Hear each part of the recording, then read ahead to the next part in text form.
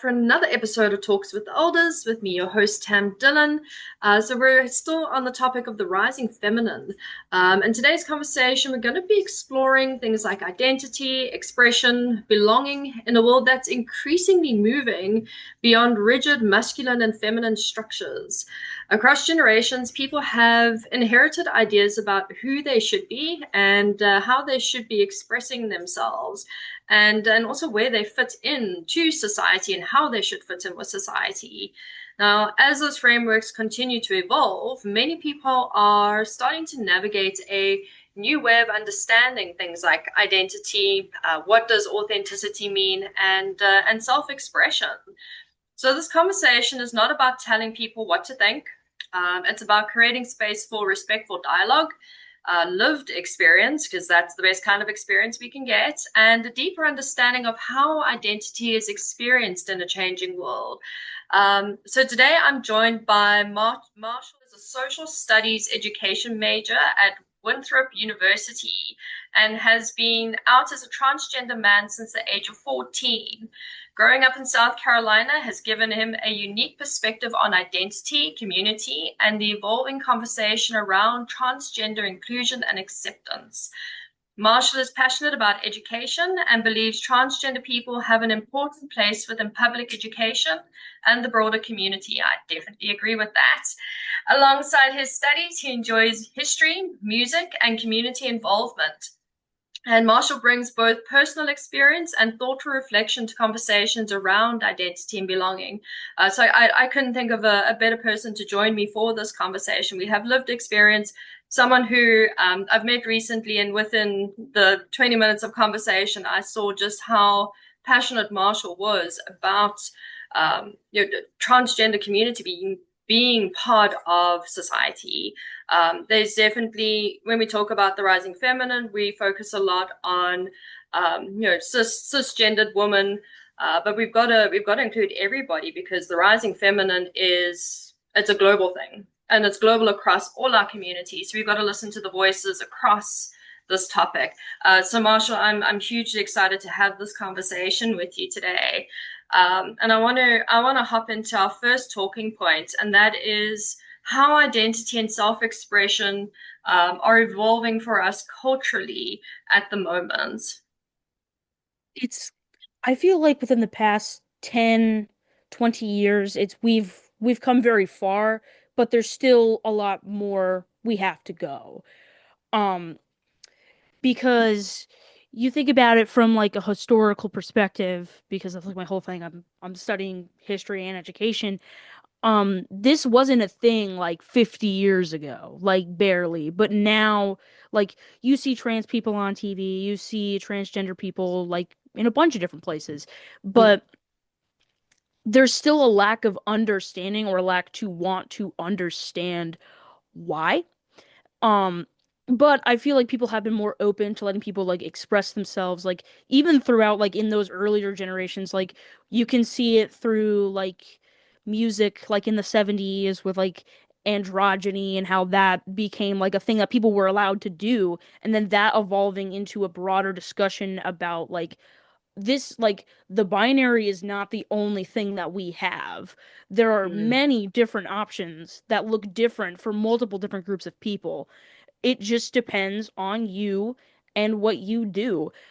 There's been a bunch of pushback over it there always will be. Unfortunately, that's just the reality that we live in, but the acceptance is coming along.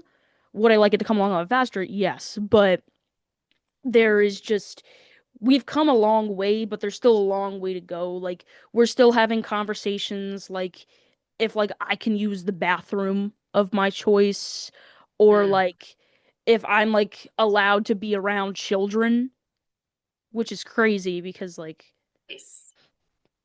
that's I mean, there's not really much else I can say about that. Like there's still, especially around transgender individuals, there's still this I don't know how to describe it. It's like people think that like we want to push this onto everybody. Like everybody has to do this. Like you have to be this way. Like this is just how life is. Like I mean, I get it. Like I have very conservative family, but like we can talk, we can have the dialogue together. And I feel like um having those conversations, those very difficult conversations with people that you don't necessarily agree with, and helping them understand is the path that we should take to be like, oh, so this is like a normal thing and it's not scary. Because I feel like a big issue is that a lot of these people just haven't met a trans person before.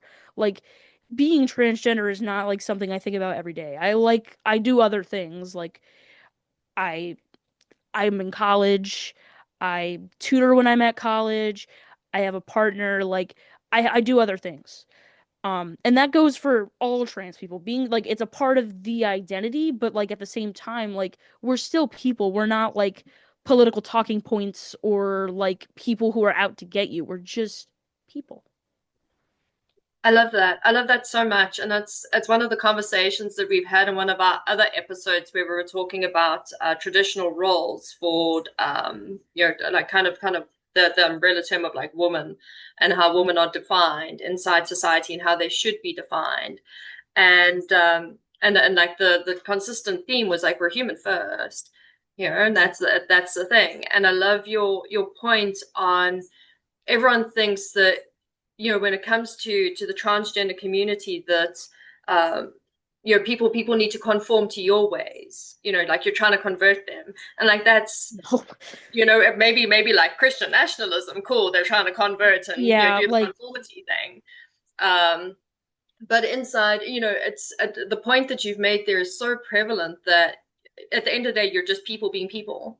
right. We all get up and take a smelly poop in the mornings. Like, Exactly. we're gonna go to college. We're gonna go and do our grocery shopping. We have families. We have normal functioning lives. Just because Exactly. the exterior is something that's out of people's norms. Like you say, people haven't met someone from the transgender community before. So it's Yeah. not in their frame of reference. But at the end of the day, you're still a human being. Like nothing Yeah, changes exactly. that. Mm. That's exactly what I'm talking about. And like, even when I talk to people who are more conservative in my family, like the perception of trans people like in the media is very, very wrong. Like, you just like, and I feel like if you're only getting that from the media and you're not actually going outside and talking to people, then like you don't know. Like, you can't pinpoint an entire community on one bad actor. And that's like, that goes for a lot of different things.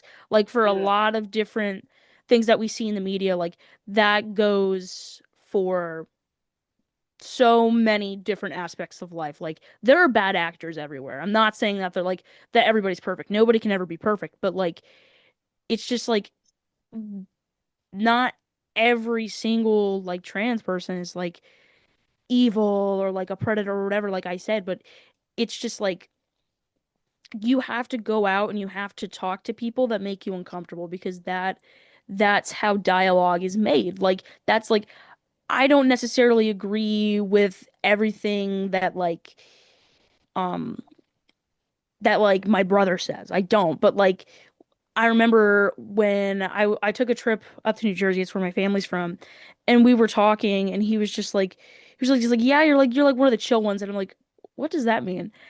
And he's like, you're not like weird or anything. It was like, and I'm like, well, like, I don't think you should like generalize people like that. And but like, we had a really good conversation about like this is my life, and it's going to be a part of me for the rest of my life. And at at the time, I was reading this book called Did I Leave Feminism? I have it with me, but I don't want to really get up and get it right now. But there was a quote in there that went along the lines of, to be transgenders, to be happy, to be transgenders, to be sure. And that like really stuck with me, because like, I've been sure all of my life. Like, since I was, even though if I didn't have the words for it, like, I've been sure since I was very, very young, since I was very, very little. And like, that's just how it is. That's just how life is gonna go for me. And Mm. that's fine. And I'm totally fine with that. I've accepted that, and I know that like, that's just how it's going to go. But like, when you have all of um this dialogue in the media, on both sides of the media, where it's either we are like on a voting block, or um I don't know. It's just like, that's we're people. We are not political pundits. And that goes for both sides of the political aisle. Like I'm not it's not only conservatives in my opinion. It's also like Democrats because they're like, "We'll advocate for trans rights," and then they don't. And then they don't do that. And it's it's like, oh, okay. So you lied. But like we are people and that's like we're not like outside of people that like the way a lot of people think that we are. We are people. We're all people. Like I don't know what else to tell you. Like it's And I love your point there, and you reiterated it that you're not a political talking point, and that's you're in um, people of color, transgender, in fact, the LGBTQ plus community as a whole, women, we're all talking points in the political yes. sphere, and Yes, like in both why sides of the aisle. we, that's And it, like that's it. even with like women, I see it too. Like even like on like the right, it's very weird where it's like we have to be submit to strong alpha males. Real thing that was said by the way. I'm not pulling that out of something along those lines. That Yeah. and I'm just like what? Just being like we have to submit to our husbands and just like all of that like that being pushed like that's incredibly harmful as well. Like you're gonna throw that all away. Okay, that's crazy. But like it's just like you see it with women and even like on like the left you see it as well where it's like we're gonna fight for Roe v. Wade. Why aren't you fighting for Roe v. Wade right now? Like Yes. you have the power to do that. Like you guys are in the Senate. Did you guys know that you're in the Senate right now? You guys can like you guys can bring Roe v. Wade back to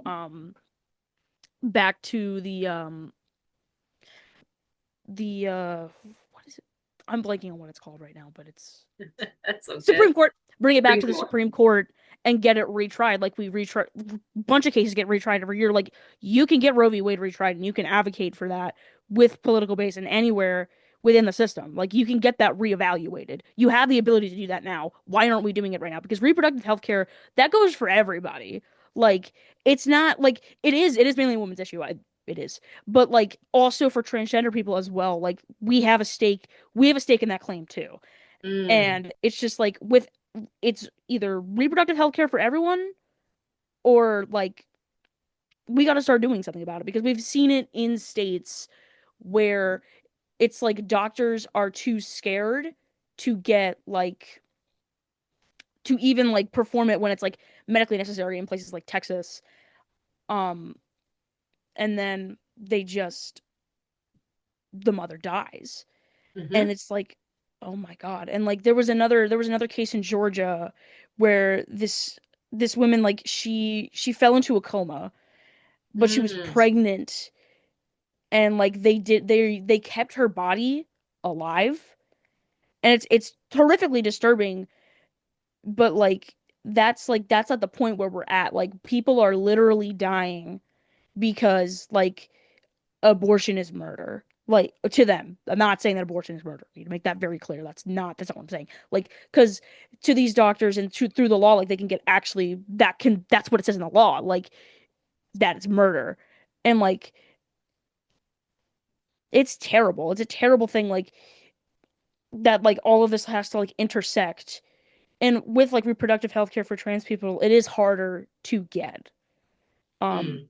I'm not on any reproductive health care because I don't necessarily need it. Like I'm no, I don't do birth control IUDs or anything like that. But like, um, it's very hard to access, especially in like the rural South. Like, um, in South Carolina, I know they've been trying to pass bills to make it like if you get an abortion, like you're going to jail.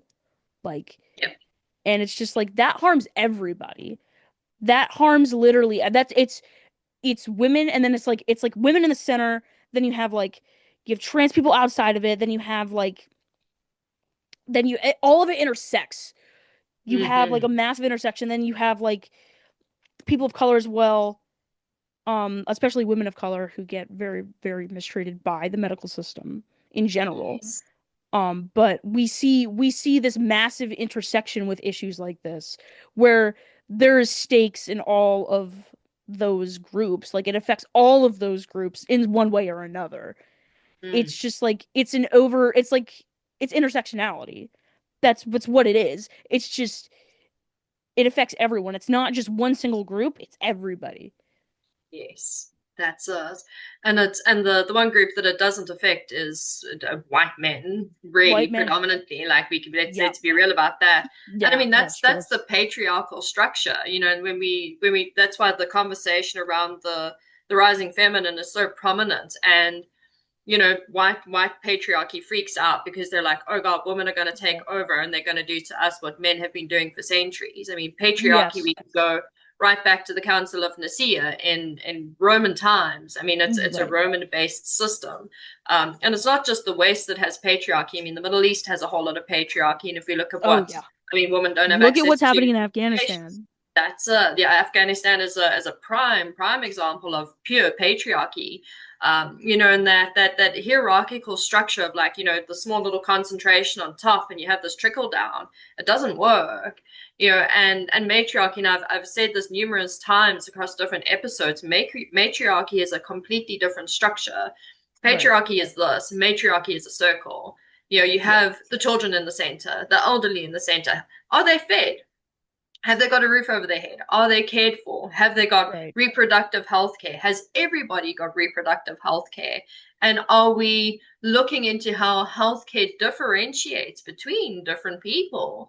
I Right. mean, it floored me when I moved to the US and I learned that they'd only started including women in medical studies in, I think it was like 1993 or 1994. And I'm Yeah. like, I've been around for 10 years already. And I'm like, you haven't studied my body and how my body works. You know, Yeah. what I'm in. We like just mapped out like the nerves in the clitoris, which is crazy by the way. Right, right. That's insane. Like that should have been done when we had the technology to do so, whenever that was. I mean, we Yes. have maps and x-rays of like the nervous system going back like what? I don't know medical history that much, but I would let's give it like I'm gonna be gracious, let's give it 50 years. Like we have Yeah. like detailed diagrams of the human nervous system. And like Mm. that's a prime example of patriarchy. But on the topic of patriarchy, I think where a lot of transphobia does come from is that trans people challenge the patriarchy on both ends of the aisle Yes. because Mm. because it completely disrupts the idea that like you men have to be providers and they have to go to work and the women have to stay at home to take care of the children. Like those are your rules from birth and you Mm. have to subscribe to those or else you are terrible and you're an outsider and you're a freak. Yeah. So when you detach yourself from that and that narrative entirely, be like, no, I'm going to do my own thing. The patriarchy freaks out. Like you see it Mm. especially with trans women, Yes. like because there's a lot of dialogue against trans women. Trans women have most of the brunt of transphobia. That is Mm. something that like, because you see them the most in like these transphobic discussions, like how they're predators trying to go into the women's restroom, how like they're like grooming your children. It's mostly like trans. If they're talking about trans women, like it's a lot of trans women.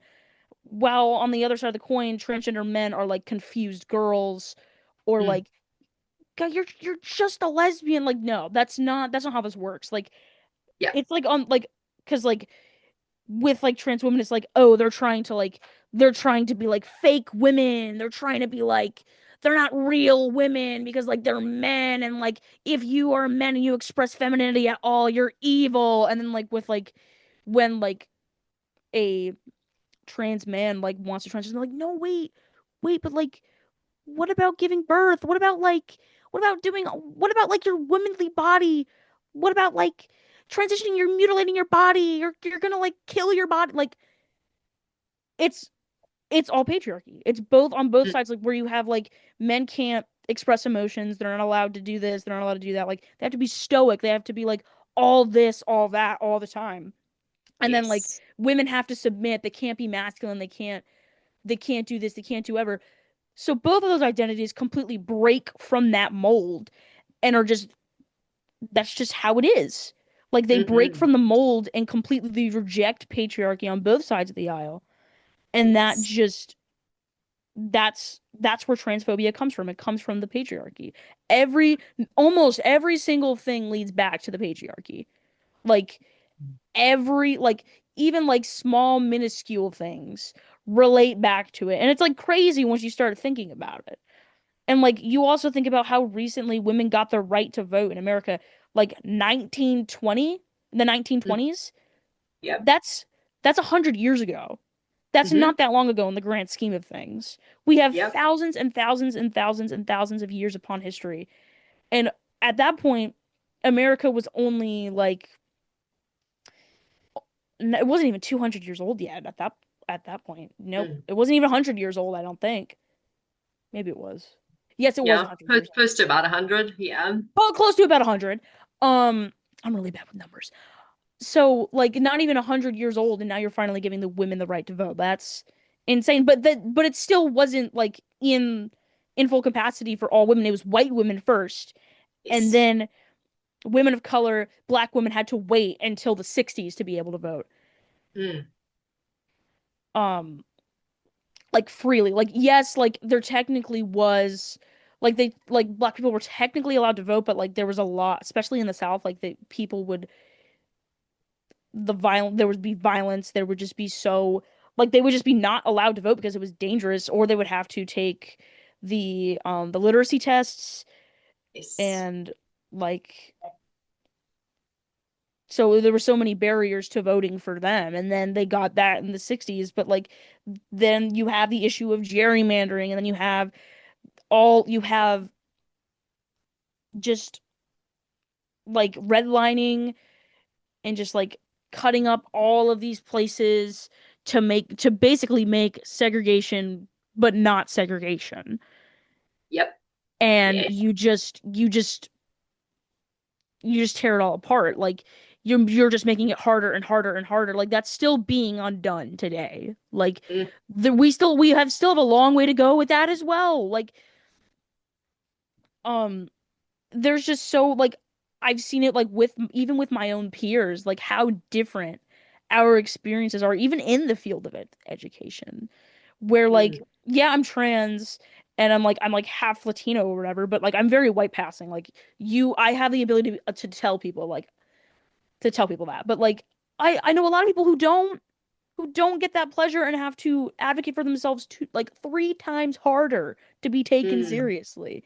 And Yes. it's depressing. Everybody should have the equal opportunity to try to do whatever in whatever field. Mm. But with the systems in place and how everything is set up, it's we still have a long way to go. It's not possible, but there's still a lot in the way for all marginalized communities, not only just trans people. It's for everybody. And that's where matriarchy does all of us a favor because it's egalitarian in nature. Yeah. It really is. It's like everybody gets to be a human first. That Mhm. is the priority. But patriarchy is like, cool, where are all the white dudes? Let's look after them, and then let's do all the stuff that they need.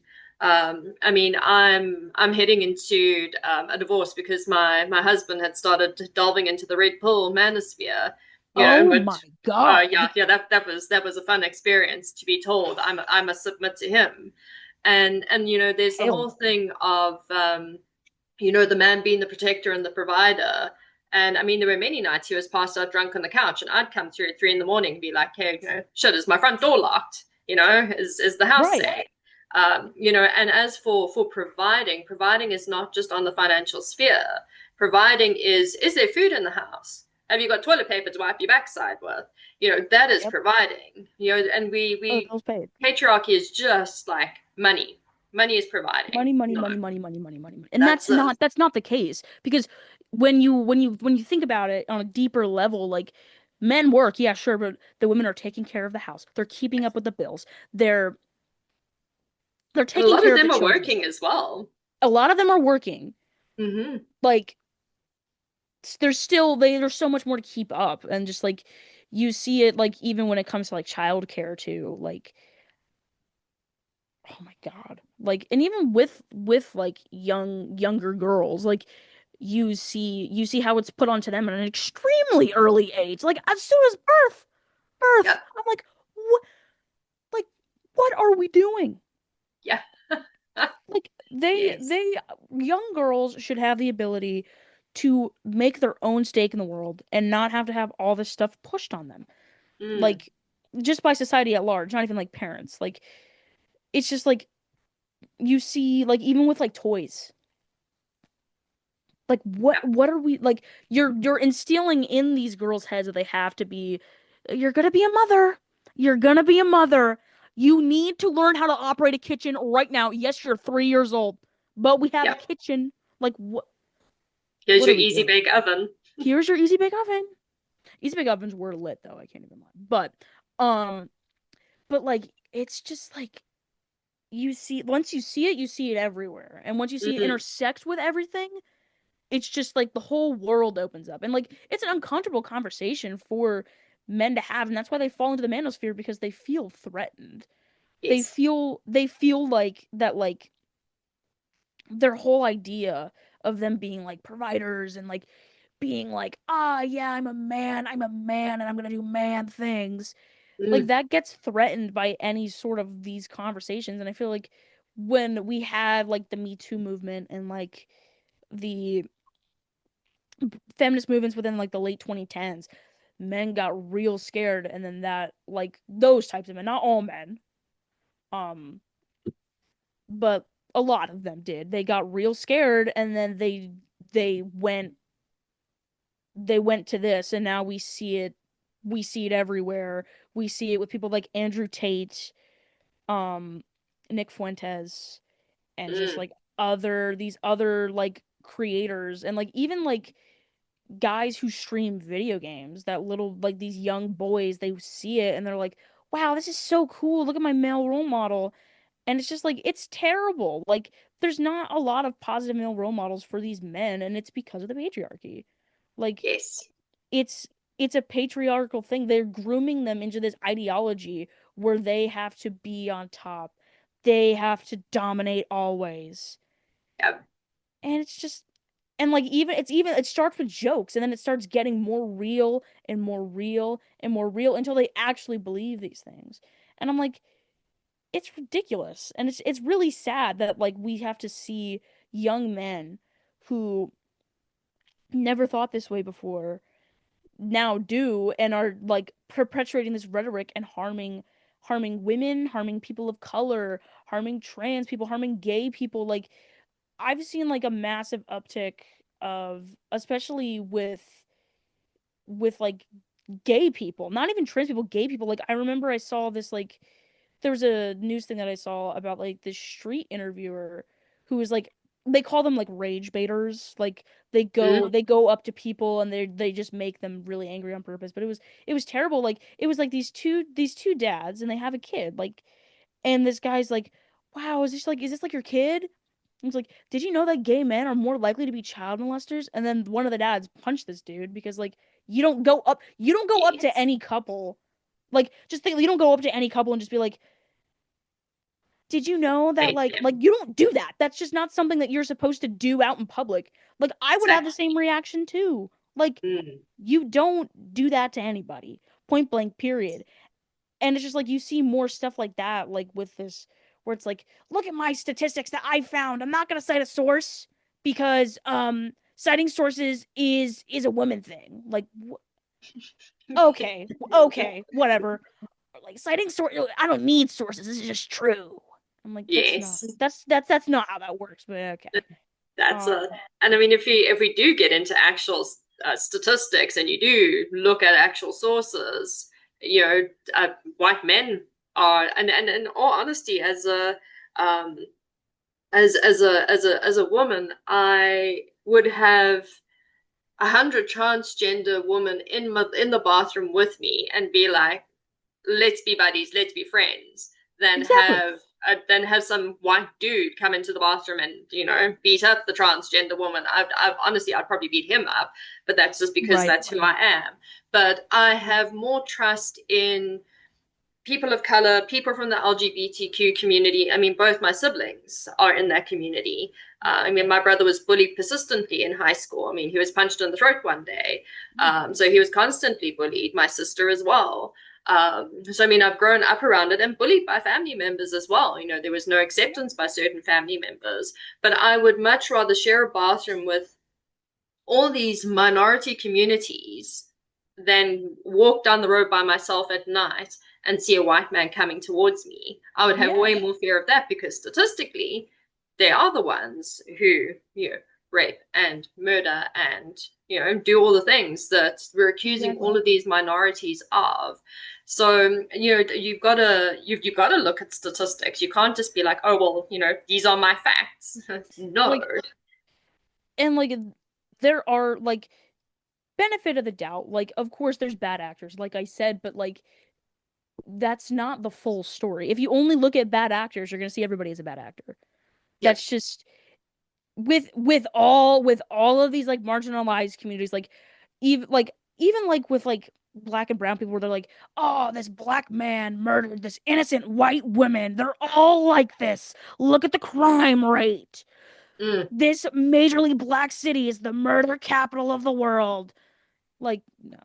You're not looking at real statistics. yeah. Like, that's not the murder capital of the world, or like referring to like these cities that like have like brown and black people in it as like, I don't know. I saw somebody refer to Chicago as Chirac, and I was like, "What are you talking about?" Oh my God, did you see a Muslim and get scared? Like, what? What are we doing with our lives? What are we doing with our lives? Like you get scared? Like, that's crazy. Like, these are you do not know someone's life just by looking at them. That's not that's not how that works. Just because like you see these things in the media, you're not experiencing real life. You're not experiencing you're not experiencing like the world around. You're not talking to people. And that's, like I said earlier, that's how we break these barriers. Having dialogue between communities, even if we don't all agree, because Mm, not everybody's going to agree on everything. yes. Like, that's just the reality of the world. Like, if we just have a positive dialogue between all groups of people, then there will be change, because I've seen this like within like my own family. Like, Yes. I've seen it within the world at large, like just people being able to have conversations with each other. Mm, That's that's a just lot.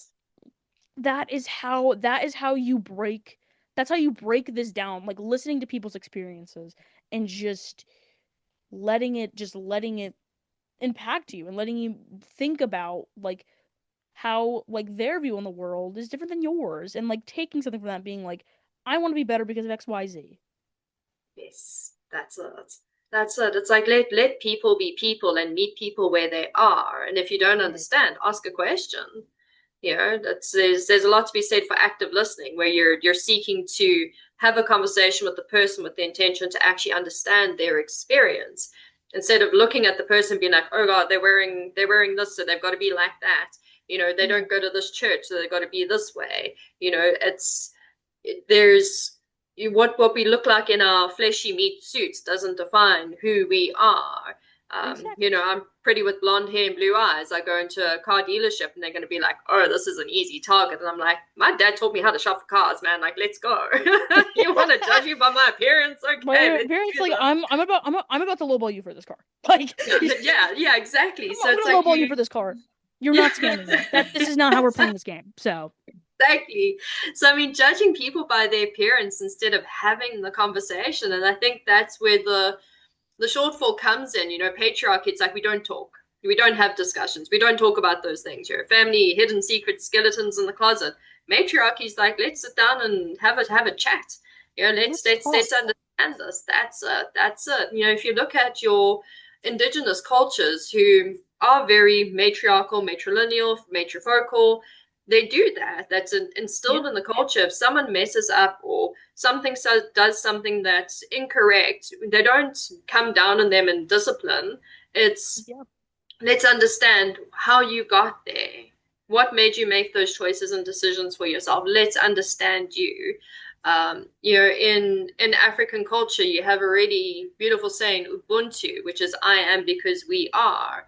So that aspect of community, and that's the thing the patriarchy just doesn't encompass is community. No, It's not at all. individuality, and it's the single white man, and that's it. Matriarchy is all about community. It's very community driven.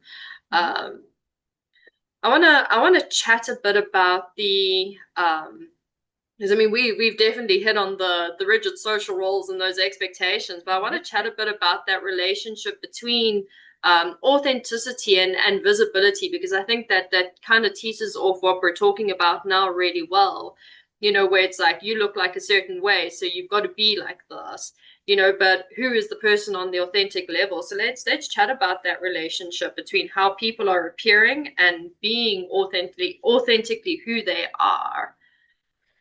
Yeah, so I feel like that's a really hard question to unpack because like in my experience, like I've always lived very authentically.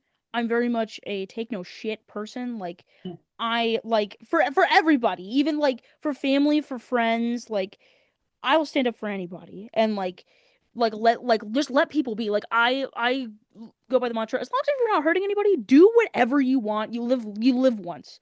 Like Yes. I walk like every day I walk around wearing like I wear like this like massive like vest with patches on it with like a bunch of bands on it. Like that's authenticity for you. Like that's me living my true self. And Mm, like I feel like a lot of people don't really get that opportunity because of like they don't have the people don't have the chance of self-expression because of like patriarchy and patriarchal society. Like mm, and I feel like to me being trans is the ultimate form of self-expression because like I look like this. That's literally the only way that I could put is that I look like this. I choose to look like this every day. I curate my appearance to look more masculine every day. And I go out into the world and I tell people I am a man. I do that every yes. day. And that's a part that is authenticity. That's self-acceptance because not living that life, I was really miserable. I was really really sad for a long time. Like I was like, Mm, man, like I wish there was more to life than this. And there was. But like for some people that like that authenticity looks different, especially like for like non-trans people like it definitely is a different thing, but still I feel like people being authentic is also something that the patriarchy harms because the boxes thing that we talked about, like you have to be this way and you have to look just like this or else you're yes. a freak. Like, oh, Yeah. okay. Oh, okay. um and I feel like that affects people, like people I've like especially like younger teenagers. Like I've done two internships in a middle school so far for my degree, and it's just like, what? Hold on, give me 1 second. I do not know why Zoom just did that, but anyway, like I was saying, I I've seen it like even with like the younger generations where it's like, oh, it's very heavy like conformity, like be this way, follow the trends, do this or whatever. And like I still see like younger like younger younger kids like getting made fun of for being authentic. And it's just like instilled in them that like, oh, you gotta be this way because we said so. If you don't, then like you're weird. And I'm like, well, let people Mm, be weird. Like that's like the essence of life is meeting somebody different. Like being around people who you're not similar with and like just like learning from that. That's life. Like mm, you're gonna have to interact with people different than you and who express themselves differently, who like different things, like who don't like the same things as you do. And it's just like yes. if you can't handle that, then like you have a lot of work to do. And it's just like you need to like you just need to be able to accept the fact that people are going to be different. People come from different cultures, different backgrounds. Like the way nobody's the same. People are shaped by their upbringing, their culture, like where they live, what they do for a living, like all of that. Like that's what builds a person and builds like their authenticity, even if it's under layers and layers and layers and layers of um it takes like if it takes a while for them to be authentic, because for some people that's just how it is. Like some people are Yes. afraid to be authentic, but when it happens, it's a beautiful, beautiful thing. And it's it's like, yeah, people are going to be different. Like some everybody wears a mask to an extent, like in public, Mm, but the authenticity comes from knowing a person and like knowing these things about like upbringing, culture, work, etc., and being like, "Oh, that's why the way that you are. Oh, that makes sense. Like I want to know more about your experience." Like that kind of mm, stuff. It's just like you have like that's what authenticity is. Like it's just being the self. Some people have trouble tapping into that, and it's easier for others than it is for some, but it's very much a it's different. It's like I said, it's different for everybody. It's very, very different for everyone. that's us. Yeah, and I mean the just the cultural aspect. I mean, we both grow up in multicultural countries. The difference between my country, South Africa, and yours in America is that we embrace our diversity. You know, we have 11 official languages. You know, we're not like English is our only language. I mean, the most widely spoken language in the country is Zulu. Like, let's try and make English the primary language. Are you insane? So we have 11. We embrace that diversity, but here, you know, in America, it's like America is a white country. I'm like, no. Okay. Okay, that's crazy. No. You No, cannot America have is English as the primary not. language. You No, know? America is not a white nation because we're settled on indigenous land. That's Like yeah. that entire argument falls apart when you go back in history. Who was here first? Mm, that's That entire us.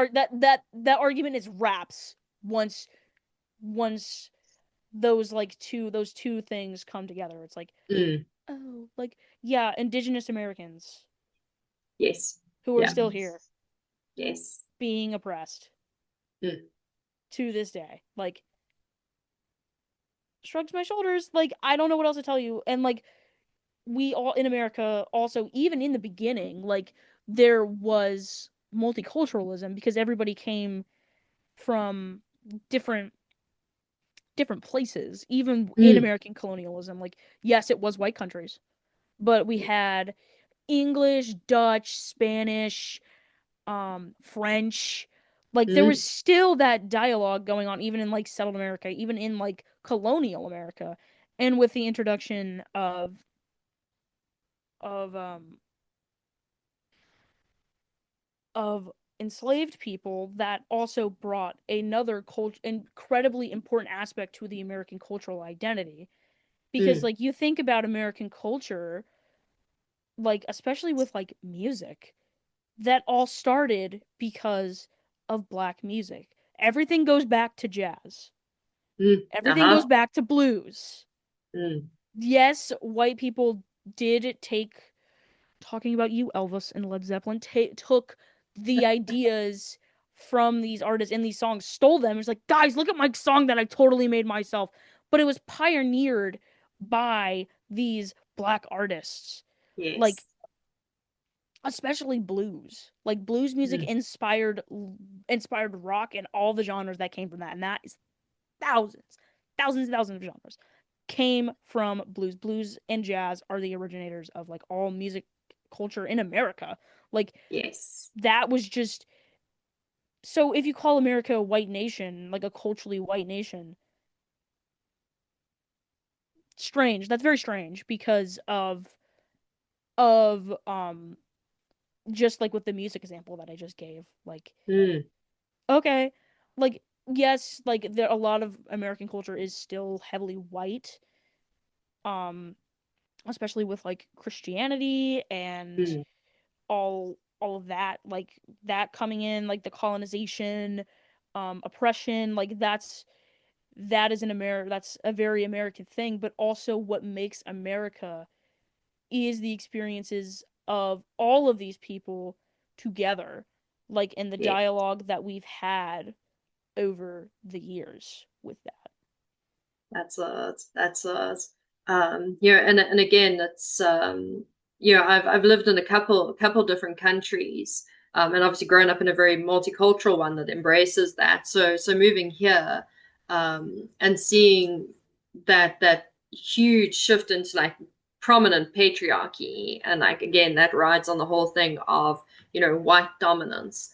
It's one of the big underpinnings inside patriarchy is that kind of like white dominance. And America is very, very patriarchal. Especially here in like rural South. You obviously get a lot of it. Going into some of the more liberal states, I think it's not as intense, but Yep. it's still a big underpinning of the culture here. It's like no, no, we're a white culture. We're patriarchal. Men rule the world, and men should rule the world. Um, they're also some of the most emotionally unhinged people on the planet, in my opinion. It's like you're the one starting the wars, Like maybe Right. let's try someone else running the show for a bit.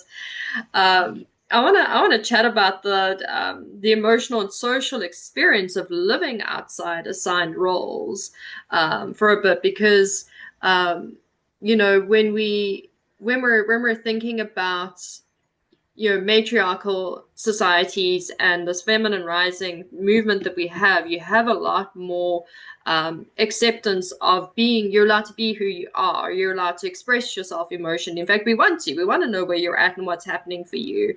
We want to have that curiosity inside social experience, whereas patriarchy is just like, no, we don't want to know about any of that. You're different, you're weird, like you're scary.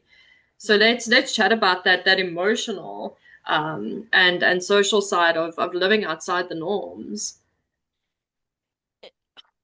Yeah, this is a big one because it's in the beginning it was like a very very big thing of like being like, oh, this is gonna be the rest of my life. Like if I accept this, this will be the rest of my life. I'll have to be dealing with all of these things for the rest of my life, being viewed as predatory, being viewed as fake, being viewed as not real. Like that's something I'll have to deal with for the rest of my life. In my experience, it's not as loud as it would be for like a trans woman, but it's a lot more of like a quiet experience for me. Like, um, I notice that like sometimes like whenever I'm out in public, people look at me really weird, and I'm like I'm used to it now, but it's but like right now I'm in a lot more of a liberal place. I don't get that here. I don't at all. But like when I'm like down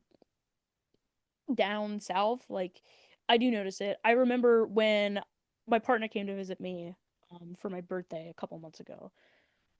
We were walking around the downtown area, my hometown, and these dudes at the stoplight roll their window down, call us the F slur, and then drive off. And I'm like, what the what? I was like, this is not real. And like Mm. my partner didn't really they didn't really realize it at first. They kind of were just like they were just like, okay. I'm like, they just called us the F slur. Like they rolled like they took the time out of their Mm. stopping at the traffic stop to be like and just drive off. And I'm like, Yes. they take like they were also men, so they took the time out of their day to do that. But like that's like one of the only really loud experiences that I've had. Um like whenever I'm out, also like when I'm like out in public, um especially like when I'm like sitting down somewhere, people you do not like sitting next to me at all. They don't want Mm. to sit next to me. They really don't. Like that's a fate worse than death. Like I can just like tell. It's nice to have space though. The extra space is great, but like it's still really weird that like people just do not like if they had the chance they wouldn't. Like some people, not all people, like it's like the little things like that add up. Or like people look at me weird whenever I tell them my name, or like people ask me like really invasive questions. And I'm like, Mm. I am not the monolith of all transgender people, okay? I'm really not. Like, I'm just a guy. Mm. I want to go back to my dorm room. I want to put in my headphones. I want to listen to an album and do my work. That's what I want to do. That's what I want to spend my afternoon. I don't want to answer every question that I don't have the answer to. Mm. Especially when people are like, "Have you had the surgery yet?" I'm like, "I don't know what you're talking about because there's a myriad." And no, I haven't. I haven't had anything done actually, in fact. So I don't know because I'm not the monolith of all trans people. That's another thing that I get. I get a lot. People are like, "Oh, you're my free encyclopedia." I'm like, "What?" I'm not, whoa. Okay, well, I'm not like I can have like I can give you good answers Mm. and I can answer some questions and we can have a conversation. Yes. But like I don't want you to ask what's in my pants, please. We're well, that's raps. We're not doing that. Like, I don't want you to ask like super invasive questions. Like people can ask me questions like if they're like curious, you know, something. It's like, how did you know? Like, what was coming out like? Like, I like telling those stories. Like, Mm. those are good stories for me to tell. Or like, how did you realize? Because maybe they'll help someone else realize too. But like, Yes. when it's like I know that's also done in good faith, but like that's also something that kind of just annoys me a little bit. And it's just like, and it happens to a lot of different people as well, like a lot of other trans people. Like it's either like people don't even want to like give you the time of day or even like look at you, or Mm. like they try want to treat you like an encyclopedia. It's weird. Um, like even I remember like working in customer service, people would not take me seriously at all, and people would were. It's probably not. I don't think it was because I was trans. It was probably because I just look a little funny to them. Like sometimes people were just like, bro, like you're being really weird right now. Why are you being so mean? Mm. Like, is that your real name? I'm like, what is that short for? I'm scared. I'm not. Hey, so this is an Ingles. Like, Mm. you need to check out your groceries. Like, stat. We have a line. Like, I don't have time for this. Like, Yes. I just want to live my life. Like, it's not like it's weird. Like being outside of it all, but like at the same time, it's like it can kind of be a rewarding experience because you can let people learn, you can educate people about like all of these things and like your what you've lived through to give people new perspective. Um I haven't really had to do that a lot in like recent time, but like I've given my perspective of being like, "Hey guys, like when we say like we hate all men, like that like that's I don't like that. Like you can disagree with me on that. People can disagree with me about that take. And I understand where it comes from. Like I Mm. really do because patriarchy, like we've talked about multitude of times throughout this episode, like it's like I understand why that is a saying. Like I get it, but at the same time, I feel like it's a little bit too heavy-handed because Yes. you have marginalized men. Mm. There is marginalized men. Like people are like men are not marginalized. That is not a true statement. Hey, so that's not a true statement. Like there are marginalized men. Like they're men of color Mm. who have been accused of being like these like evil rapist murderers. What's the opposite? Like Yes. you have disabled men. You have mentally ill men. You have transgender men. And just like I could go on, like there are men who are oppressed. That is true. That is a true statement. Like saying that men are not oppressed and that like all men are evil, all men are this, all going to absolutes. I feel like it's very harmful and we have to have that like excuse me, that open dialogue and discussion where we have to have this another uncomfortable conversation where I feel like with like feminism and stuff like feminism is great. I'm not saying feminism is bad. Feminism is has propelled this world forward s- so much within the past 100 years, has undone so much. But I feel like a lot of white feminists get kind of hung up on the idea that like all men are evil. Yeah. They get very, very hung up on that. I'm like, no, actually, like to have a dialogue of like dismantling the patriarchy, you got to work with men. You have to teach men. You have to like it's going to be annoying. Like I'm not saying it's not going to be like really annoying, but like that's that's how it is. Like it's you got to put the work in. Like it's not going to happen overnight. Like if you just keep complaining, nothing is going to happen. If you just keep like being like, "Oh, well all men are evil, so like we can't do anything about that." Like that's not how this works. Like there has to be a dialogue of discussion. That's why like the conversations like this are very very important because you hear different perspectives from like different men. Like I also within that people are like, "Oh, but you're one of the good ones." I'm like, "Can you just say that you hate me too, please?" Like I really don't. I don't want to have this conversation right now. Like this is crazy. Like I don't just just say it. Like do you see me as a woman? Like what are we doing here? This is so reductive. Like I don't I don't like I don't like it and I feel like it's just very it's once again reductive. And it's just like Yes. there needs to be a dialogue here. We need to start including men or letting men come into conversations about feminism, not them be the major voice of feminism because they're not. That's just not Mm. that's not true. But like letting them share their experiences with patriarchy and stuff like that. Yes. Especially like gay men. Like I feel like we don't talk about that enough. How Mm. they experience patriarchy, like not on the same level as women, of course, but do experience it very, very heavily because like liking men is a feminine trait. Mm. Mm-hmm. Like, Yep. oh, okay. That's like a that's like a prime example to me. Like they experience patriarchy very, very heavy-handedly from like the media Yes. because it's they're seen as perverse for being men who like men, Mm. which is crazy to me Right. because like that's seen as like a women's role and like corrupting that once again disrupts the patriarchy. Wow, all roads lead back to the patriarchy. Like I said earlier, like it's like these disruptions freak like patriarchal people.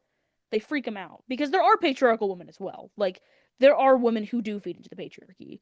That Yeah. is especially like the trad wife stuff. Like I'm scared. Like I just want to see a nice sourdough starter, and then you're talking about how you don't want to vote. Like what? Okay. Um, like it's very much like it's not only like one group. Like there are multiple groups who feed into the patriarchy issue. It's mostly men, but like Mm. you also have like conservatism as like a whole, which encompasses so many different groups. Like like conservatives of color, which is an oxymoron. So it Mm. should be an oxymoron, but like especially within my family, because like I'm half Hispanic, half of my family's from Colombia, um, and like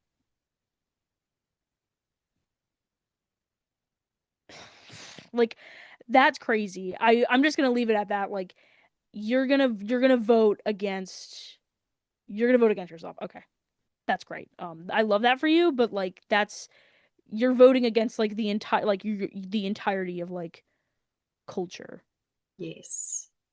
Like you're voting against yourself in a way. Mm. And it's just like it's really it's like no matter how much that like these people try to suck up to the patriarchy, racism, whatever, like it's never going to work because they're gonna be next. Even with like the like gays against groomers, that group, I don't know if I don't know if you've heard about them. Mm. Um, Mm. they're like a group of like gay people who reject trans people. It's the LGB without the T movement. Got So, you. which is crazy, for a multitude of reasons. And falls apart when you go back into like American queer history and you're like, wait, who started this movement? Trans women? Oh, yeah, your whole entire movement falls apart. Like it just Yeah. it like crumbles. It crumbles like a badly made pot right in your hand. Like and like they're like being like transgender people are groomers. We're normal gays. We're normal gays, guys. We are so normal and as long as if you don't attack gay marriage, like we're fine. And then guess what they do? The conservative lawmakers attack gay marriage. Yep. The lions Yep. are eating your face. Many such Yes. cases. And it's just like you can't go against like your founders. Mm. That's not that's not this is not the game that we're playing. Like the founders like of your movement, like going against that, I feel like that's just insane. That's insanity. You like you would not have the right to even like walk out in public like just like holding your partner's hand in America, like showing like homosexual affection without like the people of Stonewall, Yes. like Marsha P. Johnson, Sylvia Rivera, like those pioneers who are both trans women of color who propelled that movement forward. For you to be able to do that, for you Mm. to be able to go to the gay club or to go get gay married or to do whatever, to like to adopt children, to have Yes. children, Yes. for you to To be start a human. family. Like that all started because they were just sick and tired of being rated. So sick and tired of it. Like that's why this all started. Like this is your like this is these people fought for you and you're going to go against that. That's insane. And it's just like you're losing the plot in a way. And it's just like you can't like you're still going to be an outsider to these people. Like Yes. they're going to play in your face. They're literally going to play in your face. They're like, "Yeah, we're going to protect gay marriage. I'm going to be the best president for gay people ever." And you're not. And you're letting like Obergefell go back to the state house, not state house, the Supreme Court, and like letting that be like, let's reevaluate this real quick. Mm. It probably won't get like, you know, I don't think it will. Fingers crossed. But the fact that's even a conversation is wild. And Yes. like I've seen like these people also be like, wow, the fact that like who was it? It was like it was some conservative talking head like on like the Jubilee debate style thing, like you know what I'm talking about. And Hmm. it was this gays conservative being like the fact that like conservatives are putting up this stuff is crazy. And I'm like that's like one off from you. Like you're here, they're like right here. Like if we let's just adjust to the side like a little bit like this, that's just that's where we're at with that. So, because like Absolutely. being an outs trying to suck up to people who don't like outsiders while you're being like I'm one of the good ones. I'm a good outsider. Like I'm one of the good ones. In their eyes, you're not. You're just going to be used as a pundit and a talking point to get more votes. And then once your time comes. Like that's just there's you like just live your authentic life. You don't have to agree with everything. Like you don't have to agree with like you don't have to agree with everything about like gender identity like to an extent. Like you don't have to understand it. I wouldn't say necessarily agree, but like you don't have to understand it, but like it's a respect thing. Like Yes. if somebody like if I'm writing an email to somebody and they have like misses with the RS, I'm gonna put it at the end of I'm gonna put it at the beginning of the thing. That's respect. Okay? Like if you're referring Yes. to somebody with that, like that's respect. That's like basic respect. So like you can respect a trans person's pronouns when you have didn't know beforehand. Mm. You are fully able to do that. Like especially if you didn't know beforehand. That's Yes. wild. It's respect. It's such if you just see it through that lens and not through a political way, it like I feel like especially when I've talked to like family members about it, like it's a respect thing. Like it's like you don't have to necessarily agree. Like you don't have like I know especially for older people, it's kind of hard for them to wrap their heads around because they didn't grow up that way. There's a generational divide there. Like Yes. it's a lot of new information for people in these older generations who weren't exposed to that. And now when it's all coming at once, it's very overwhelming and like it's kind of like a crazy thing. Like wow, I didn't know people could do this. Like where do I go to understand? Mm. And it's just like, well, like you don't have to necessarily like agree with like all of these new ideas about like gender or like whatever, but like just be respectful. Just be respectful like to people. That's just like that's like how you would anybody else, you know? Like it's that simple. And I feel like once we take the political aspect, the media aspect out of this conversation about trans people, it's about respect. Like that's all it is. It's all respect. It's just being like, oh yeah, like I want to respect you as like a human being. I will call you by your preferred name and by like whatever you go by. Like Yes. respect. That's all it is. That's it. Literally it. So I mean, it's no different. I mean, my full name is Tamarin, and because it's a hell of a mouthful, people are like they get it wrong all the time. And over the years, I've right. reduced it down to Tammy, and then I reduced it down to Tam because that's just easier. And still, people get it wrong Right. because especially here in America, if they say with the American enunciation and say Tam. They're like, sorry, what's your name? And it is. It's they have enough respect for me to say, am I pronouncing your name correctly? And it's no different to let me have respect for you and say, what are your pronouns? How do you prefer to be Yeah. addressed?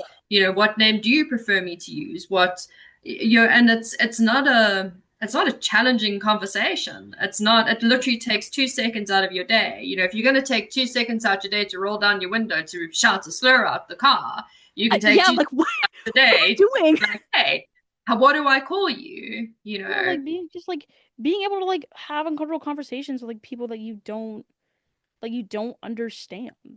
Like Mm-hmm. that's how we break down these assumptions and like create community. So Yes, and it's where we're all allowed to pick and choose who we want to be and how we want to show up in society. It doesn't make us instantly an evil, nefarious person because we want to show up differently. It yeah. just makes us authentic and and Mhm. and self-expressive in who we want to be. Um, let's chat about let's keep the community line going, and let's chat about how people navigate things like belonging and identity and community. Let's chat a bit about that. I feel like with like identity that's in community, like it like depends on where you are, and especially like where community is like be able to thrive like in like more metropolitan like mega city areas like or like college campuses like because like I'm in college right now. I'm on summer break, but I am in college. Like where community is able to like thrive and like you're able to like like be able to meet people and just like be able to interact with others. That's how like people's identities are shaped. Like your identity is shaped entirely, not entirely, but like it's very, very shaped to how you grew up, but like also being exposed to different ideas Mm. and stuff of the like. Especially with like colleges. And I feel like that's why colleges are also a big proponent of like right now being like these woke colleges are turning all of our students woke. They're turning our young people woke, guys. They're doing that. We need to stop that. We need to defund colleges. We need to get rid of the Department of Education. They're turning our children woke. Like, no, that's people are developing ideas. They're not Yes. turning your children woke. They're not being like, hey, hello, welcome to Woke 101. That's not happening. That's not happening on college campuses. Despite what people may want you to believe. That's not happening. Um, it's just like people learn from other people's experiences. That's how like the more liberal mind develops, a more open mind. Let's call it an open mind. And a more open mind develops like just being around different people, being around like these experiences and being just like talking and like just letting people just speak to each other and have like hard, difficult conversations about, or even just conversations about whatever. Like I've sat down with friends of mine and just had conversations about literally whatever. Like and it was like wow like that was so cool learning their different perspective on like games or on like RuPaul's Drag Race like all of that stuff like it's like a different like learning people's different opinions and like that just like shapes the like community around you just like different differences and like letting people talk about their experiences like at my college we do these things called cultural events where like you have to go to like 18 of them. It could be anything. It can literally be like professor talks, plays, dance showcases, um like anything. It can literally be anything. And like that's also a way to build community. Like I remember we had one during the election where we were like talking about like hot seat issues and afterwards we were allowed to go up and talk to both leaders of each club and I was like you know what I'm gonna do, I'm gonna challenge myself. I want to talk to the leader of the college Republicans. And it was one of the best conversations I've ever had with somebody ever. This guy was so smart and he was just like I was like well like what about like trans issues, like let's talk about trans issues and like reproductive health, like in your conservative worldview how do you see that? He's like, I do think that we need to have better sex education. Like, if Mm. I'm gonna have the opinion that like about abortion that I have, we have to have better sex education. We have to teach children and young people that like a decision to bring a child into the world is a large, large decision. We need to emphasize that more and talk more about stuff like safe sex and Mm. like whatever. And I'm like, I was floored. I was like, whoa, like this is very similar to something that I think. And I was like, it's like, well, what about like trans people? He's like, man, I don't really care. As long as as long as if like you're not like putting it on to kids, which I was like, oh, okay. But like putting it on to kids, like it's fine. Like I think that like it should be a decision that you take once you're an adult. And I'm like, Mm. that's pretty fair. Yeah. That's a pretty fair stance to take in some aspects. Even though like the that idea of like kids are getting like transgendered is like not, or like they're having like surgery, that's not happening. That's literally, No. hey, so that's literally not happening unless if it's in an extreme case of like gender dysphoria, and it's so rare. Like I remember one time like I heard on Fox News that like they're performing bottom surgery on kids, and I'm like, you cannot legally get bottom surgery in the United States if you're not 18 years old. Like even when Yes. you have, because I did the research on it. Like even if you have like you're transitioning as a minor, and that already it takes so much time, effort to get all like the even more letters from therapists, even more seeing doctors. Like it takes, Mm. oh my God, it takes like years. You have to come you gotta come out at 14 to have that program be run, like pretty much. Like or like younger. Like even younger. Like sure, there are kids who detransition, but there's like very few and far between. And when you put up detransitioners in that spotlight, like then you're making all of us like look like we're frauds, especially like trans kids. And like kids are allowed to explore their identity. Some kids are not trans. That's fine. That's fine. Yes. Like have fun exploring your gender. Like go do that. Go do that in your adolescent years. And if Mm. it's not for you, it's not for you, and that's totally fine. Like okay, like you have the experience.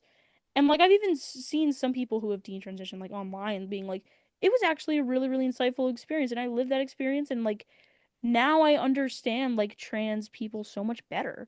Like I Yes. understand like those struggles. Like it wasn't me, but like those were my struggles. And like having that dialogue within like community is incredibly important. Like especially like with identity and like using your identity to like have your own ideas and like build up like friendships and like Mm. companionships that you will have for the rest of your life. Like I have made a bunch of like really really close friends at like at my school who I 2 years ago I would never be friends with because I'd be like, oh, that's weird. But like now I've grown so much and just being like open to just like different people that like, dang, I love my friends. I don't care if they do, I don't care if they're like the weirdest people on earth. They're not the weirdest people on earth, but I adore all of my friends. I love them so much. And it's just like the opportunity to meet these people in a place like a college is just so important. Having these like pillars of community where it's not all spread out and you have to have a car to go everywhere is so important. Like, especially in like cities, like I went to New York pretty recently, and just seeing just how community based it is.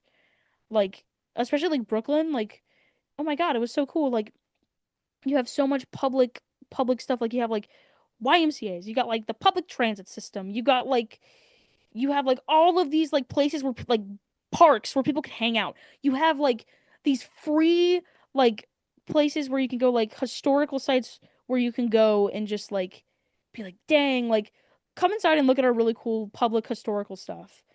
You have like so many museums there. You have like music venues, like and all of that. Like I go to a lot of concerts, so like I feel like also music is a great place to have community as well. Yes. I have made so many friends through music.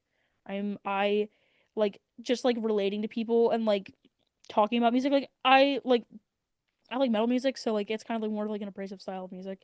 So like it's not gonna be everybody's thing, I know that, but like I love being like, hey, like listen to this and like let's talk about it. Like let's have like a Mm. discussion. Like um, I've done that with my partner before, and I've put them on a lot of like really interesting stuff, and it's just like, like a dialogue, and like even when like you're interacting with like shows and like local like scenes and stuff, like you can really really make an impact on people. Like I remember like I was at like a concert once years ago, and I remember this really really large man came up to me and he was like, "Do you want to crowd surf?" I'm like, "What?" I didn't hear him properly, and I think he took that as a yes. So he picks me up and just brings me right up, and I'm like, oh my God, I'm so scared. But then I was like, wait, this is actually kind of awesome. This is so cool. Wait, this is the coolest thing ever. Holy shit. This is awesome. Like, and like I cherish that's like one of my favorite memories of being able to experience that for the first time. I come back like around the railing and I see the guy again and he just gives me like the biggest freaking hug and I'm like, my God, this is magical. And like this is what community is all about. Like, oh my God, like helping others like just be themselves. Also, I have a really big fear of heights, so that helped me with my fear of heights. And then I went to a concert a couple of years later and I remember there was this person's like, it's like, I've never crowd surfed before. This is like really it looks really scary. And I'm like, do you want to go up? Like I can help you get up. We're right next to the stage. Like, dude, like you're never gonna be able to experience something like this again. Like come like I promise you, you're gonna be so safe. And they're Yes. like, okay. And then me and a couple of other people helped them up. And then they come back like, that was so awesome. I'm so glad I did that. And I'm like, yeah, like that's how it goes. Like Yes. that's like uplifting people. I feel like that's like just like a literally uplifting people like that. Like being like helping people like face their fears or just being able to propel themselves forward. Like that's like the antithesis of community to me. That's why community is so important because like you can build like these impactful things even from small things like that. Like from like Yes. helping somebody get up to crowd surf at a concert. Like you just it's uplifting literally, but also like you create these unforgettable experiences for people by helping them. And that's pretty awesome, I would say. I love that. I love that. And I love that it's you've expressed like sheer community and what community looks like in such a simple story of like this person really wanted to crowd surf and they were like, man, I really want to see what that's like. And you're like, okay, cool, let's help you Let's achieve do that. it. Now that's it. That's it. And I mean that is the antithesis of what a community is. You know, it's helping people get to where it is that they want to go, no matter how small or big that goal or that desire is for them. You know, whether it's Exactly. crowd surfing at a concert or raising to great heights and being the next president of the country. You know, like whatever your goals and ambitions are, let's help you get there. How can we achieve you? How can we lift you up to get you where you want to go? Mm-hmm. Community builds everything, even on like smaller levels. Like even like when I'm like networking in my major, which is like 12 people, which is literally like 12 people. It's not a lot of people. Um, like I've heard of opportunities that are like completely unseen of like um I was like talking to like a friend of mine in my major, and she was like, "Yeah, this is like it's like you can submit papers and like do presentations like at like our university. Like you're allowed to do that. Like there's a whole conference for it. Like you can submit a paper. You just need to like revise it and like get it selected." And I was like, "Oh, I can do that." Like and like that's another thing like where about like community in college, like having those opportunities to be able to like present your work and present your research to people. Like that's like a really big thing that I've considered to do within my next year. I'm like, I want to submit something to a conference or like presentation. Like I don't care if I don't win anything. I just want to do it. Like that sounds awesome. Like I will give a paper um most likely. Fingers crossed. If I have the time. But it's just like that kind of stuff too where it's like people telling you about like these opportunities being like or like motivating you to do. It's like you should submit your paper or an essay or like research or like whatever. Like I also had another opportunity at like my university to be a part of the archives. Like I have a archive recording about my experiences during COVID.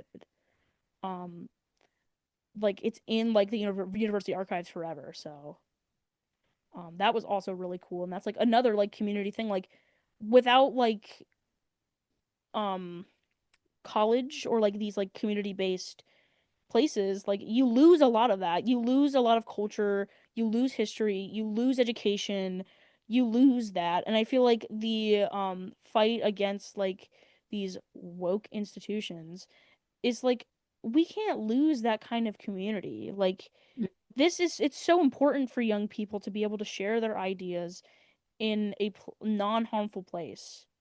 like in a place Yeah. where it encourages you to share your ideas, even if you don't agree with those ideas. Like that's what community is about. Like being able to learn from others, even if you don't agree with them.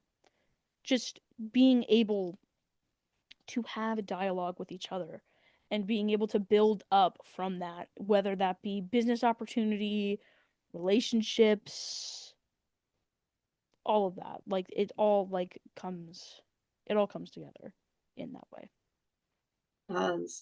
So as we start to close, I want to close off on our last talking point here because I think it's a really good place to end the conversation. And that's what would a more inclusive and relational future look like for us as a global society, not just here in the US, but on a global level. What could that On a look glo- like? on a global scale, that is there would be honestly on a global scale there would have to be a lot of work done because outside of the Western world, through history, the Western world has been exploited so deeply by Western influence that like the reversal of that is going to take a very, very long time. And like Mm, there's no liberation for all without these groups of people. So it's going to take an incredibly long time for that to even happen. Like mm, it's going to take so long to let um for to uplift these communities and hear their voices. Like I mm, took a class about authoritarianism and resistance in the Americas, and we talked about transitional justice, I think that's what it's called, something like that. And it was like transitioning from an authoritarian like government back to democracy, but also having the accountability. mm, And that takes years of trials, archival work, oral history, like all that. It takes so long to even just begin to scratch the surface of that. And like I feel like that's what a lot of a more communicative and more community driven world, like that's where it's going to start. Like we've already seen it in Latin America, um, through especially in like Chile, after the mm, Pinochet regime, like we've seen that happen with that. We've seen it in Colombia, especially after like their conflicts with the FARC as well. Like we've seen like how like there's been peace and like going forward, um, going forward with peace requires dialogue between people that like you don't necessarily agree with. mm, Um, and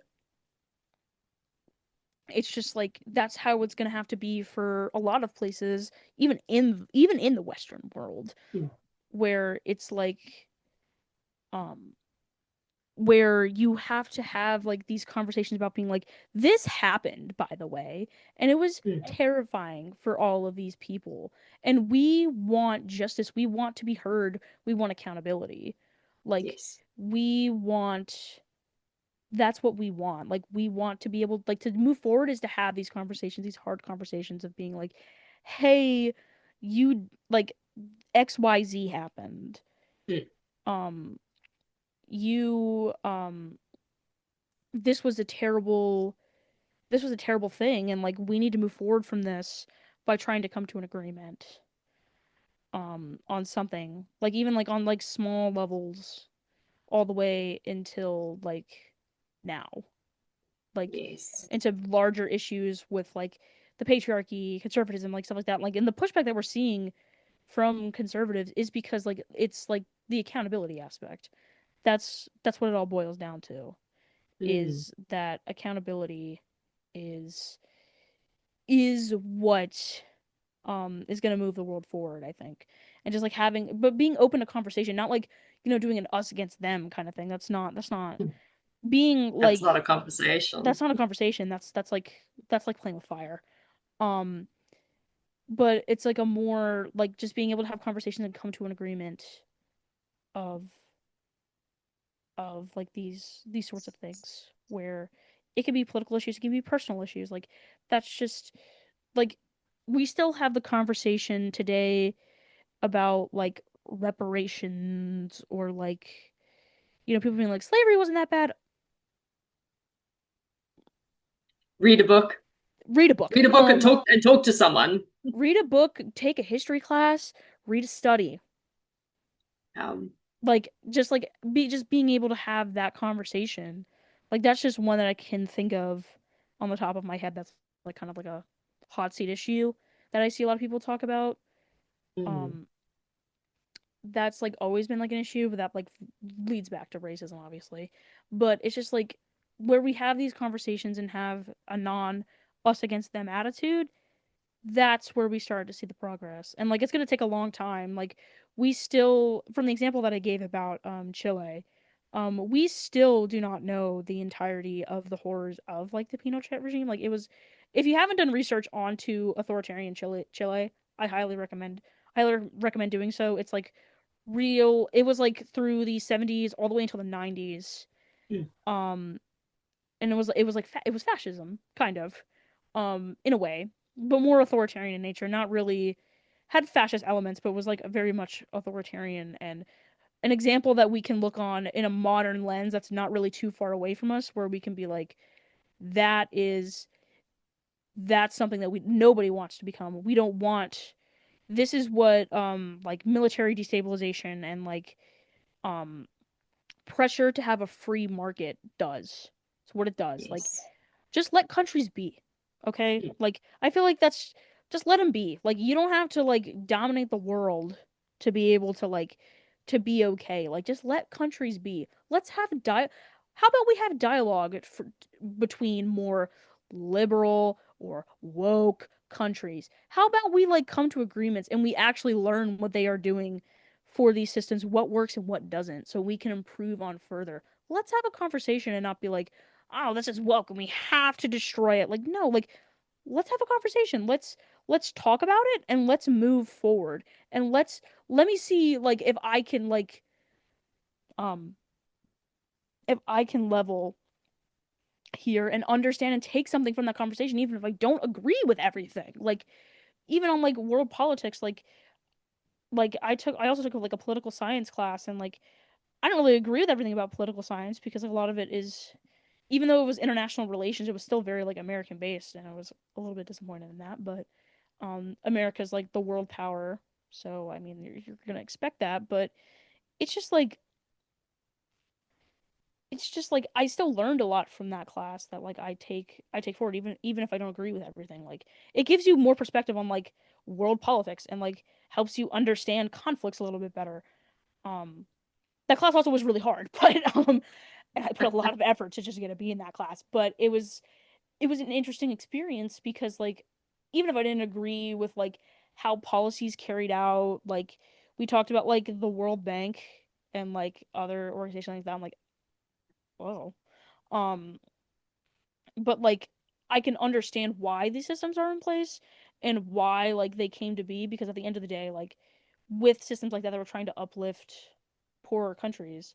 And I think mm, that everyone deserves to have an equal chance, but like we need to learn from this and we need to keep going forward and just keep on carrying on and just have conversations. Like I feel like this kind of stuff starts on a very community level, but then can just keep on going further yes. and further and further until we can have these conversations on a more broader scale and like a world scale.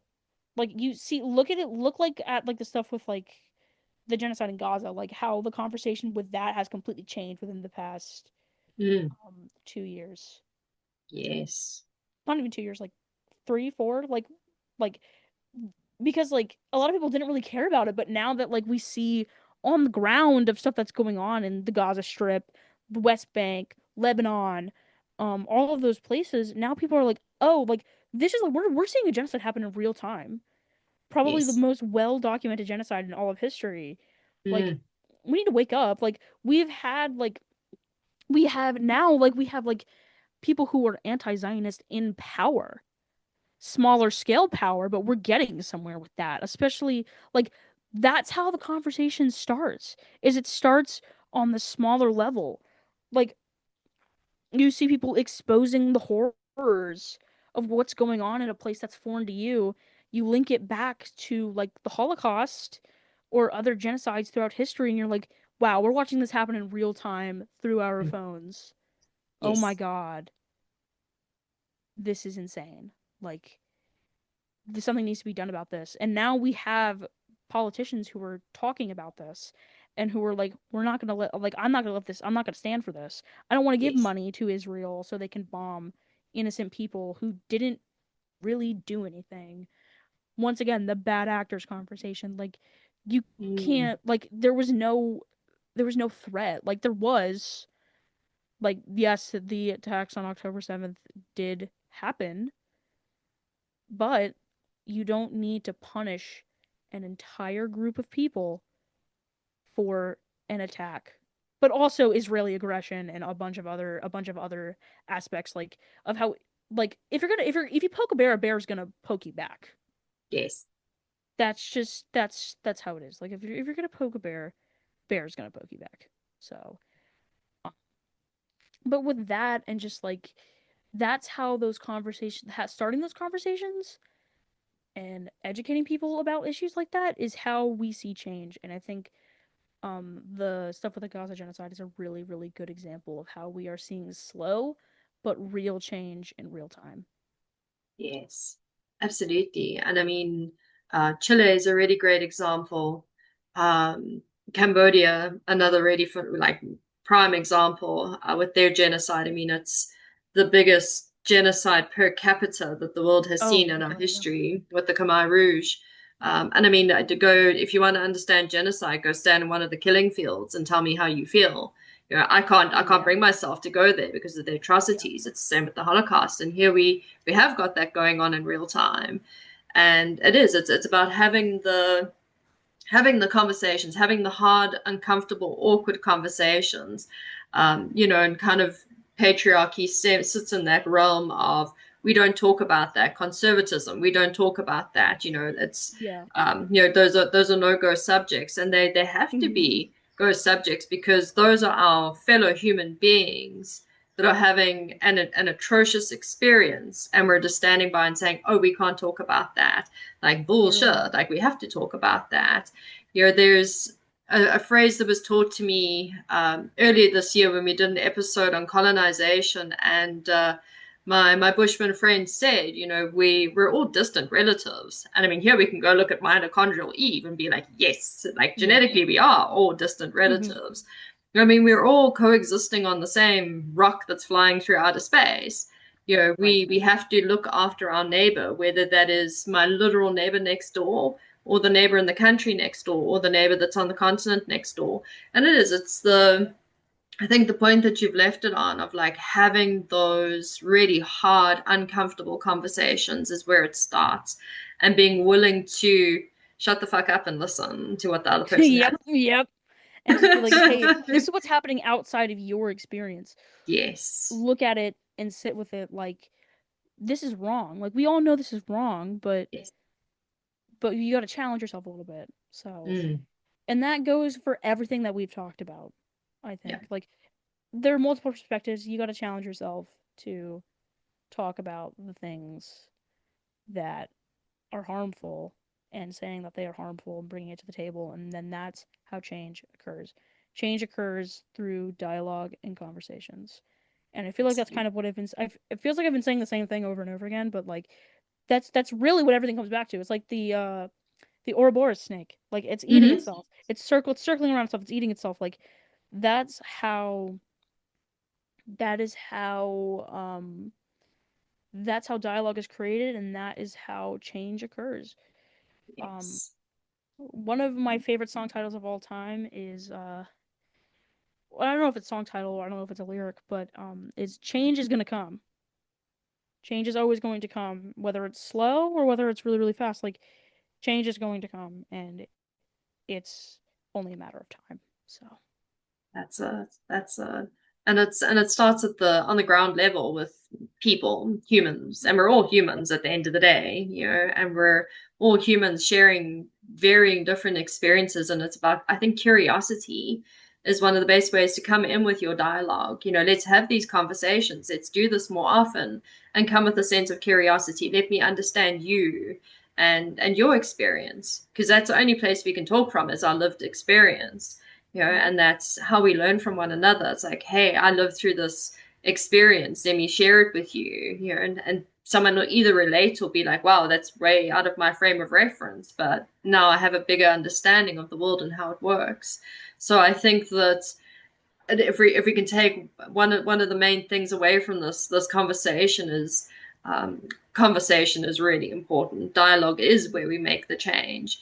Yeah, and I hope the people that watch this episode have a much broader lens on like what is a lived experience for someone who is transgender.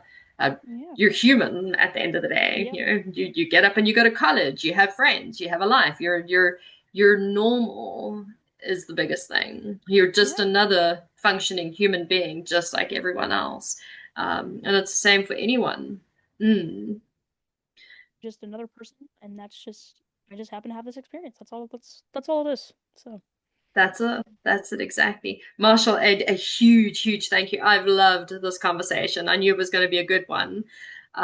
Your openness, your knowledge and your background, and I'm still astounded by your age. I mean, you're 21, if I recall correctly. I'm 21 years Um, old. I just turned yeah, 21 in April. yeah. And I mean, like you're just at the legal drinking age, but you have a lot more knowledge and common sense than most people my age and older. You know, you have, and that is, I think that's I where a really lot of appreciate the that.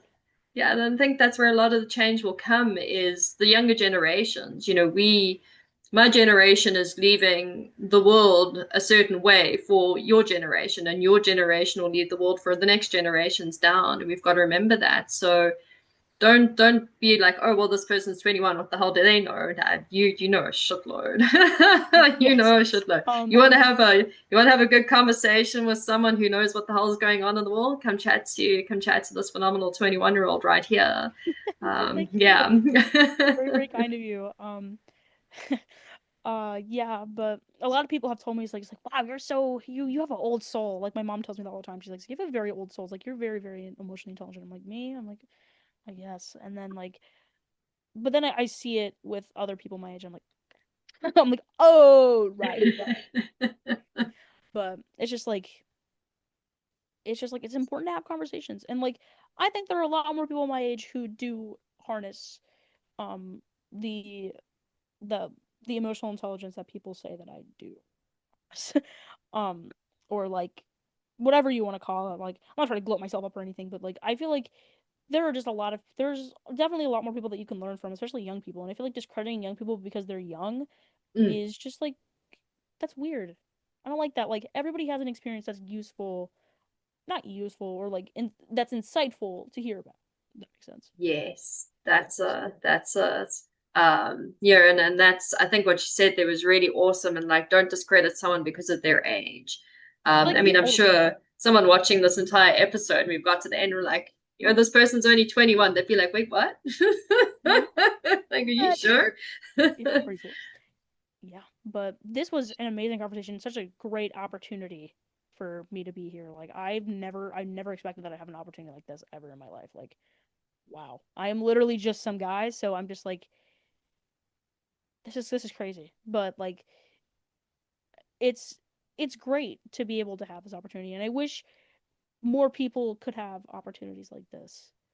Especially Mm, people my age, because we're getting to that point, like people who were born like from uh 2005, 2004, 03, like up, like now we're getting the chance to like actually have our voice in the world. Like we're coming into the world now, and I feel like that's gonna bring a lot of change, like you said. So yeah, I mean, this was an amazing opportunity. Thank you so much. I really, really do appreciate it. oh, you're very welcome, and thank you for coming to share your lived experience and your knowledge and your insight with the critical mass community. It's I mean the topic on the feminine rising is such a big one, and we've got to explore it from all the different viewpoints because it's about the lived experience of the person in the street. You know, your neighbors, the person next door. So we're gonna be continuing the conversation on the feminine rising. We've got another month left, and please be back to join me for next month. We have two episodes lined up again for next month. Two for all the phenomenal guests, and I'll be seeing you again next month.